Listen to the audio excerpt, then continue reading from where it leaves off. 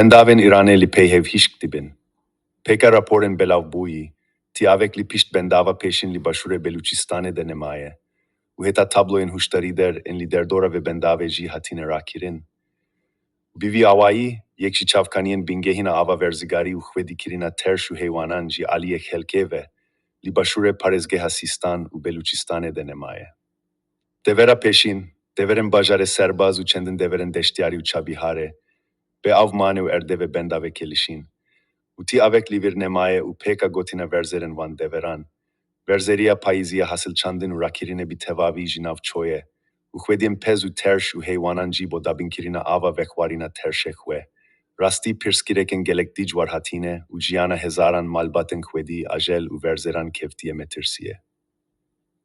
Hervîsa li Îranê de dehan bendavên dînê hişik bûne û çi av têde nemaye ûyan ber bi tevav bûne ve dîçe. Çend bendavên serekî û mezîn dabinkirina ava vekwarînê, vek bendavên lar mamlû li derdora Tehranê, bendava kerece, û gelek bendavên din ku hişk bûne, Tehran û dehan bajarên navenda Îranê rastî be aviyekirîne.